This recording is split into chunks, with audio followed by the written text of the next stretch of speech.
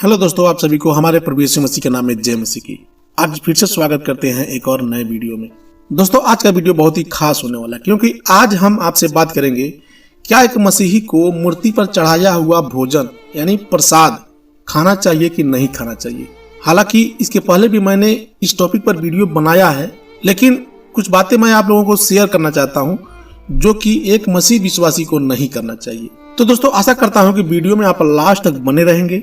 यदि आप इस चैनल को सब्सक्राइब नहीं किए हैं तो सब्सक्राइब कर लें और बेल आइकन की घंटी को जरूर प्रेस कर लें। तो मेरे प्रियो, जैसा कि मैं आप लोगों को बताना चाहता हूं कि ये जो वीडियो मैं बना रहा हूं ये केवल और केवल हमारे मसीह भाई बहनों के लिए है जो प्रभु यीशु मसीह पर विश्वास करते हैं।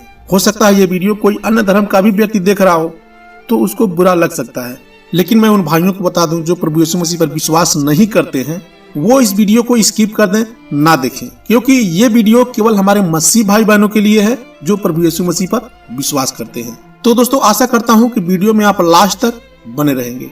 देखिए मेरे प्रियो, हमारे पड़ोस में या हमारे अगल बगल हम जहां भी रहते हैं वहाँ कोई ना कोई उत्सव तो जरूर पड़ता है, जैसे दशहरा, दिवाली या छठ पर्व या कोई भी पर्व है जो मूर्ति पूजा से जुड़े हुए हैं। आप जानते होंगे कि मूर्तियां जो होती हैं वे निर्जीव हैं, उनमें कोई जान नहीं है। यदि आप उनका कितना भी आराधना करें, प्रार्थना करें, उनके सामने अपना सर पटक कर फोड़ दें, लेकिन वो कुछ नहीं बोल सकते क्योंकि उतना सामर्थ्य नहीं है।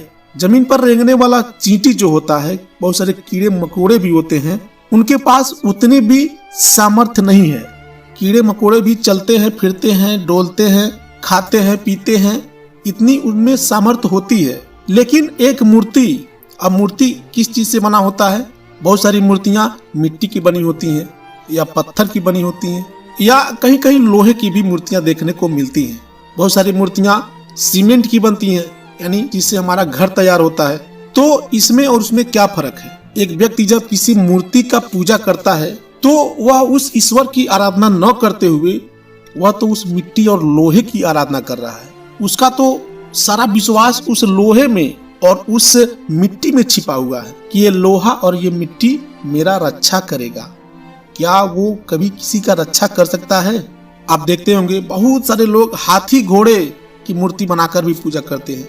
क्या किसी व्यक्ति का रक्षा हाथी और घोड़ा कर सकता है? वो भी उसमें जीव नहीं है, उसमें कोई जान नहीं है।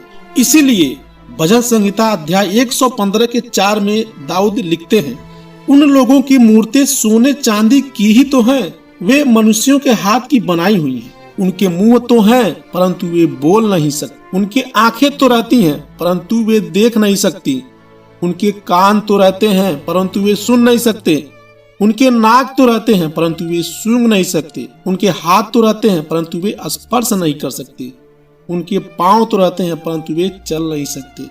और एक इंसान उन्हीं मूर्तियों के सामने बहुत सारे जानवरों की बलि भी करता है और उनको बहुत चाव से खाता है कि ये हमारे ईश्वर की चढ़ाई हुई मूर्ति का प्रसाद है। तो मेरे प्रियो, मैं आप लोगों को ये चेतावनी देता हूँ कि हमारा परमेश्वर इन सारी वस्तुओं से, इन पाखंडों से घृणा करता है।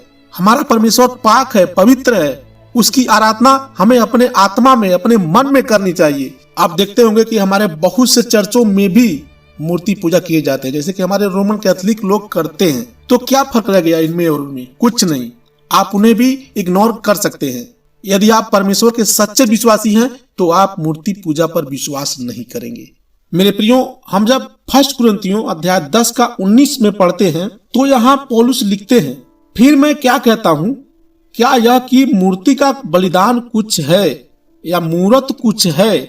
नहीं, बस यह कि अन्य जाति जो बलिदान करते हैं वे परमेश्वर के लिए नहीं परंतु दुष्ट आत्माओं के लिए बलिदान करते हैं। देखिए दोस्तों, बलिदान की हुई वस्तु परमेश्वर के लिए नहीं होती है, वो दुष्ट आत्माओं के लिए बलिदान करते हैं। आगे लिखते हैं, और मैं नहीं चाहता कि तुम दुष्ट आत्माओं की सहभागी बनो। तुम प्रभु के कटोरे और दुष्ट आत्माओं के कटोरे दोनों में से नहीं पी सकते। यानी एक इंसान मूर्ति पूजा भी कर रहा है और कह रहा है कि मैं बाइबल के हर एक वचन को मानता हूँ, मैं सच्चे परमेश्वर जीवित खुदा को मानता हूँ, तो ये नहीं हो सकता है। तुम प्रभु की मेज और दुष्ट आत्माओं की मेज दोनों के सहभागी नहीं हो सकती। हमारे बहुत सारे भाई बहन कहते हैं कि मैं तो परमेश्वर को मानता हूँ, मैं प्रभु यीशु मसीह को मानता हूँ, लेकिन मेरा उनसे सवाल है कि आप बाइबल पर कितना विश्वास करते हैं, बाइबल कितना पढ़े हैं, आप कितना अध्ययन किए हैं। अगर आपके अंदर वो सारी चीजें हैं जो एक सांसारिक लोगों के अंदर होता है, तो आप एक मसीही नहीं है, आप एक विश्वासी नहीं है। आप प्रभु यीशु मसीह के नाम पर लोगों को धोखा दे रहे हैं। और आप लोगों को क्या धोखा देंगे? लोग तो जहां जाना वो जा ही रहे हैं, जो करना वो कर ही रहे हैं। आप खुद अपने आप को धोखा दे रहे हैं, आप परमेश्वर को धोखा दे रहे हैं। तो यहाँ लिखते हैं पौलुस, जो कुछ कसाईयों के यहाँ बिकता है वह खाओ और विवेक के कारण कुछ न पूछो। हम जब भी किसी मेला या बाजार में जाते हैं घूमने के लिए, तो वहाँ बहुत सारे सामान भी बिकते हैं जिन्हें हम पैसे देकर खरीदते हैं और उसको खाते हैं। उनमें कोई बुराई नहीं है।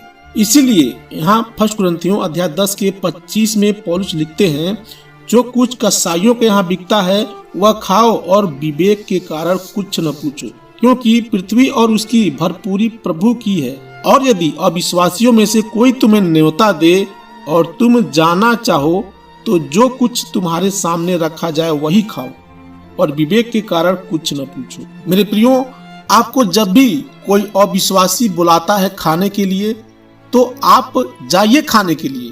परंतु यदि कोई तुमसे कहे यह तो मूरत को बलि की हुई वस्तु है, तो उसी बताने वाले के कारण और विवेक के कारण न खाओ। मेरे प्रियो, यदि आपको कोई बुलाता है किसी शादी में या कोई फंक्शन में या कोई किसी प्रकार का पार्टी है, तो आप उसमें जाकर खा सकते हैं। लेकिन यदि आपको कोई कहे कि भैया हमारे वहाँ एक छोटा सा पूजा पाठ है जिसमें आपको भाग लेना है, आपको भी वहाँ सम्मिलित होना है, तो मैं आपको चेतावनी देता हूँ कि आप वहाँ मत जाइए। क्यों मत जाइए भाई?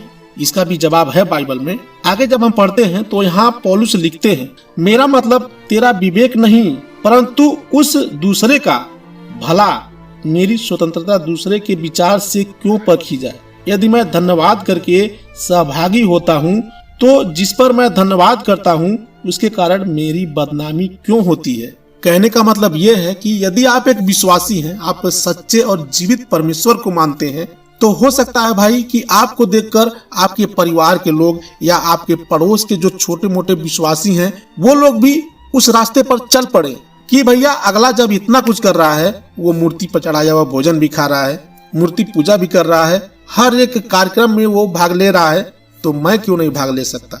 ऐसा आपके बच्चे और आपके अगल बगल के लोग आपको देखकर सोच सकते हैं और वो लोग भी उस बहती नदी में कूद सकते हैं।